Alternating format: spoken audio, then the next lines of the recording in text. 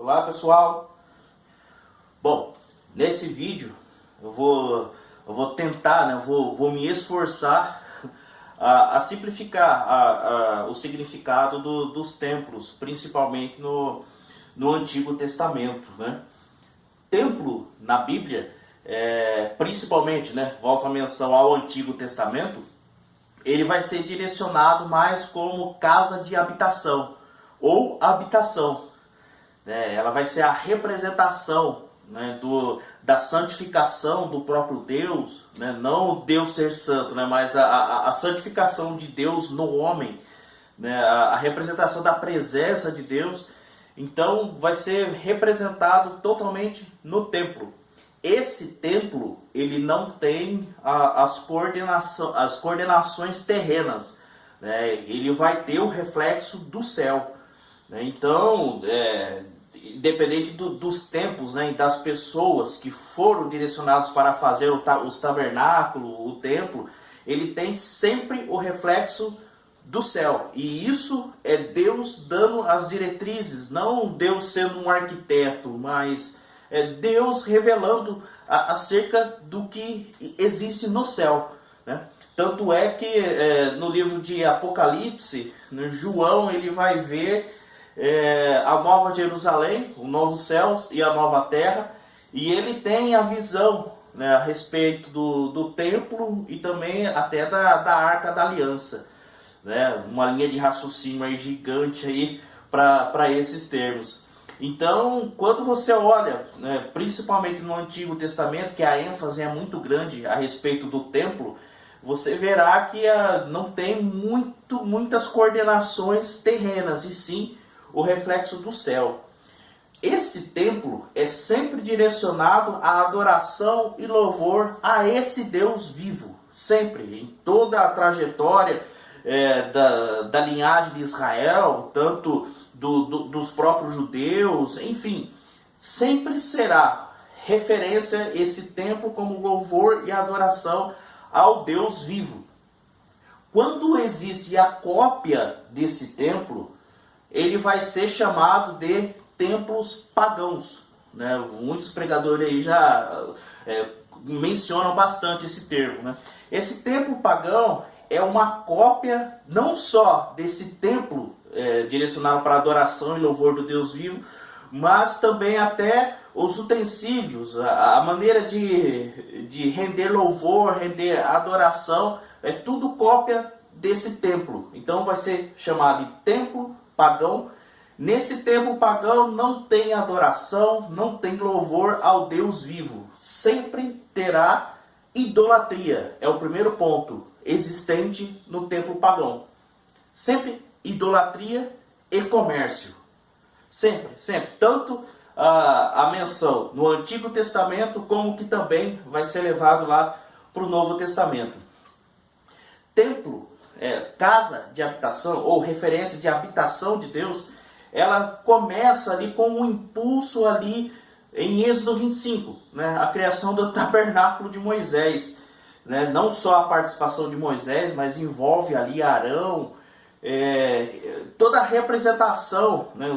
As estacas, os panos, as mesas, os utensílios, a bacia, o pátio, o lugar santo, né, que ali tinha a mesa, os pães, o candelabro, o altar, a Arca da Aliança no Santo dos Santos, todos os detalhes, as especificações, as diretrizes sempre estão relacionados à salvação, e isso referente a Cristo, a Jesus, o Cristo, né? Até o revestimento dos utensílios, se tratando da Arca da Aliança, que ficava praticamente no meio do tabernáculo, o revestimento de ouro, você já vai fazer já vai linkar com o revestimento do sangue de Jesus. Enfim, era um tabernáculo, né, colocado numa linha de raciocínio, tabernáculo de Moisés, ele era praticamente em movimento, né, ficava no deserto. Mais para frente, né, esse tabernáculo ele vai ficar sendo fixo, que ele vai ser chamado, né, nessa linha de raciocínio que eu estou propondo para vocês aqui, tabernáculo de Davi, né, onde a Arca da Aliança vai estar lá, né, no Monte Sião. É muito legal esses detalhes, esse tabernáculo de Davi em Sião, né, no Monte Sião, que ali, sabe, os primeiros impulsos de louvor e adoração começaram ali. É claro que se tinha uma prévia no tabernáculo de Moisés, no deserto, mas a estabilidade, as suposições em relação à autoridade de louvor e adoração, elas começam ali, em Davi, no tabernáculo de Davi. É ali, né, que é proposto a música, os cânticos, a ordem dos músicos, a maneira de cantar, a maneira de render louvores, tudo ali vamos dizer assim, no tabernáculo de Davi. Né? É muito bacana, né? Todo esse desenvolvimento que nós temos hoje, né, de louvar a Deus com os instrumentos, tudo começou, né, praticamente ali no tabernáculo de Davi. Depois disso, né, vai ser direcionado para não mais o tabernáculo, se é que pode dizer um tabernáculo, né? Mas ele vai ser o templo de Salomão.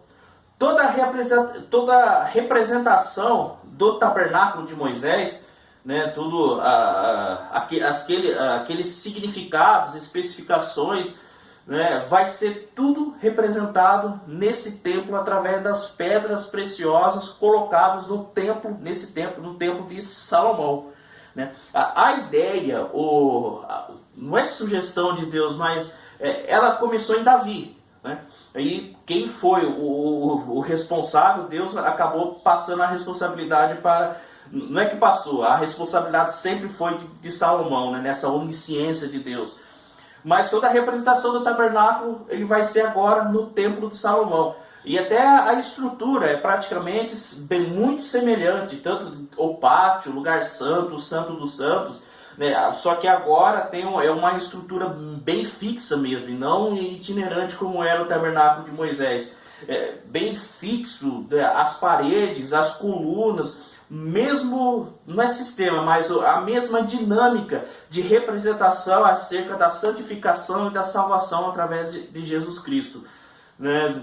Todo o significado ali do templo de Salomão, tudo a ver, né, com a salvação mediante Cristo. Esse templo, o chamado Templo de Salomão, ele vai cair em pedaços, né, ali com o desenvolver, né, vamos dizer assim, das alianças, né, envolvido em idolatria, envolvido políticas de mercadoria. A Assíria, ela começa a citar Israel, né, e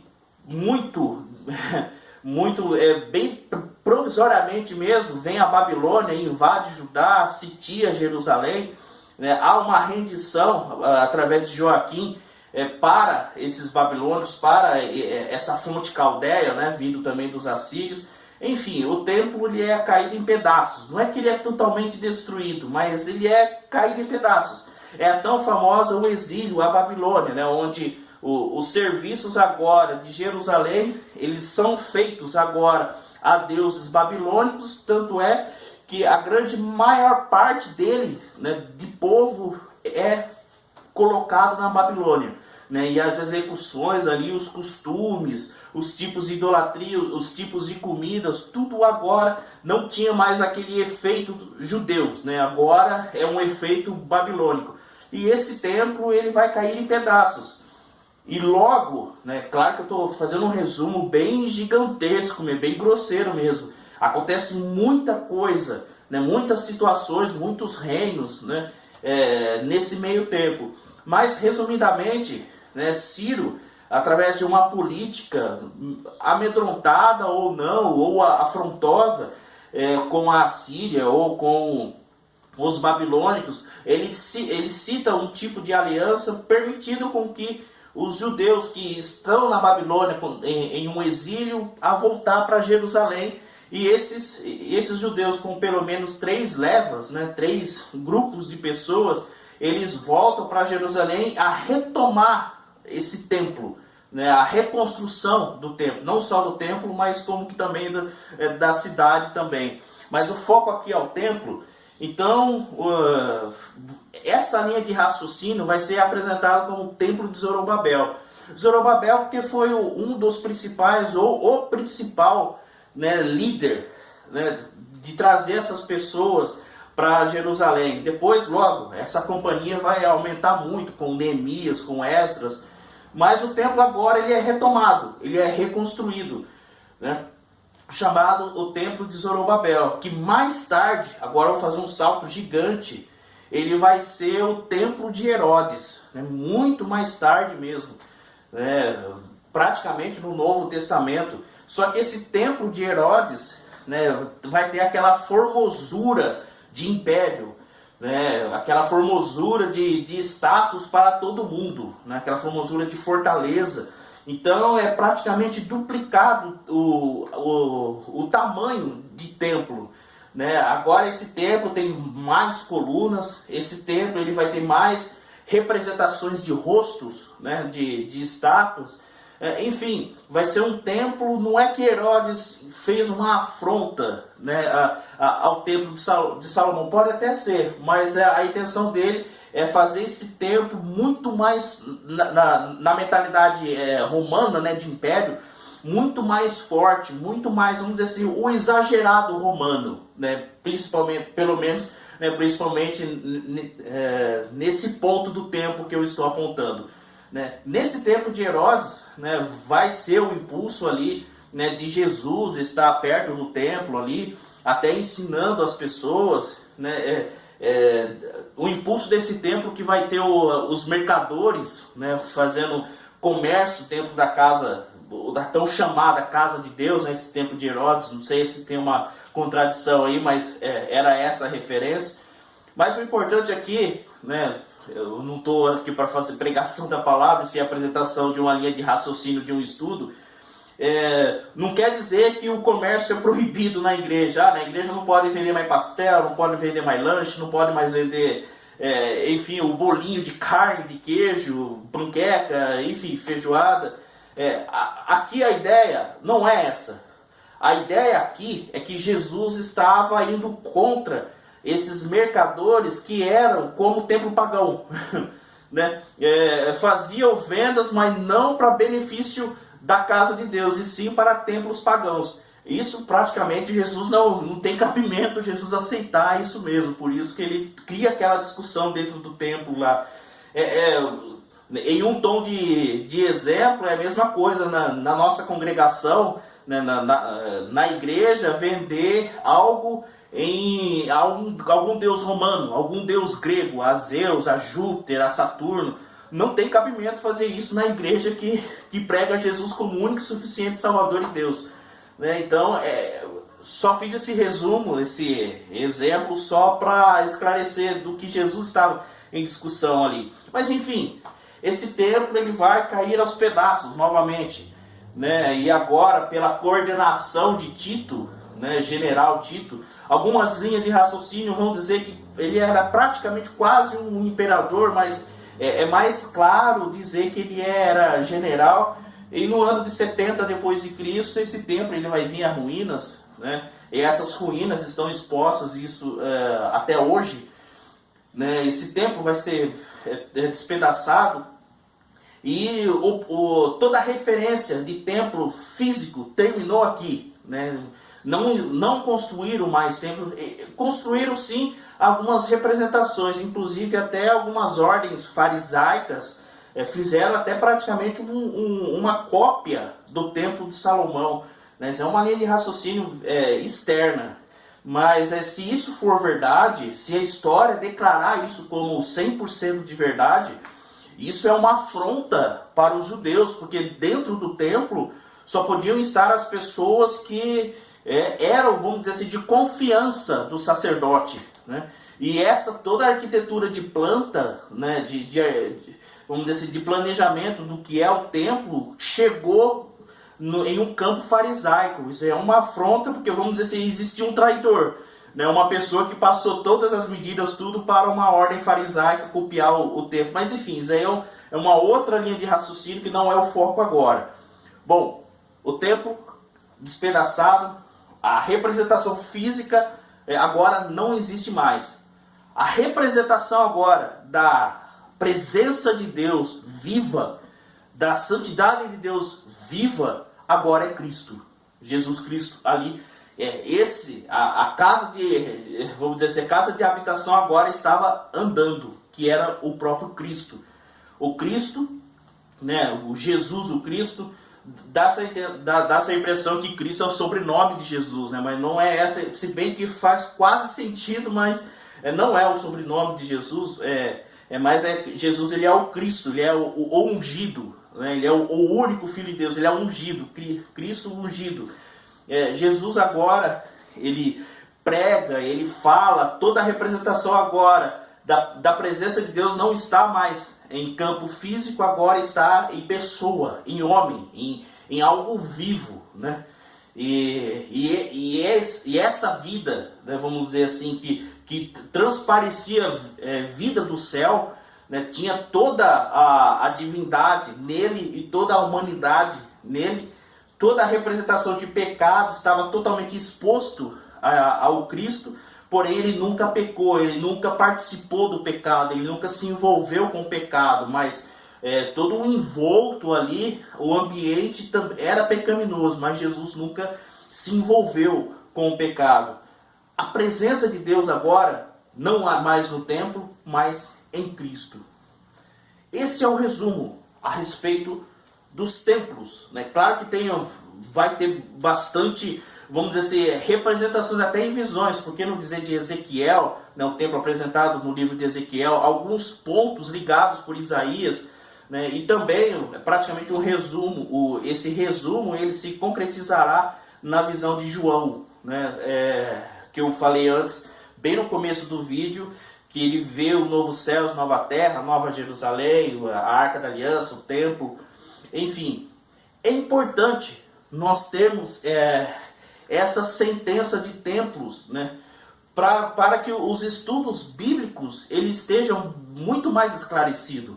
Né? Eu falo em um ponto de raciocínio de estudo. Tá? Claro que a revelação exata da salvação é somente em Cristo. Mas para quem gosta de estudar a Bíblia, esses pontos ajudam muito, né, no desenvolver do povo a respeito dos sacrifícios, né, vamos dizer assim, dos processos de cura, a formação de sacerdotes, até pelo menos a citação das sinagogas, vindo aí com o impulso da Assíria, da Babilônia, que ficou muito forte, né, quando os judeus ficaram na Babilônia, o impulso da sinagoga, a estabilidade da sinagoga começou praticamente ali. Então, enfim, esses métodos, esses pontos ajudam bastante para o estudante da Bíblia desenvolver aí os outros tipos de processos de estudo. Então fica aqui essa simplificação.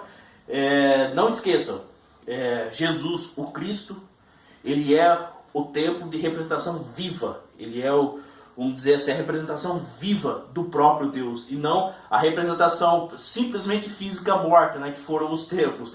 Ele serviu sim uma importância na história, né, de adoração, de louvor, tanto é que Deus habitou nesse templo, e isso deu sinal de fumaça, de fogo, enfim, crônicas falam muito disso. Mas enfim, agora hoje é o Cristo, a referência máxima da presença de Deus, é o próprio Cristo. Fica aqui, espero ter instruído vocês nessa pequena dinâmica, e que vocês continuem sendo influenciados pelo Deus da Bíblia sempre a vencer.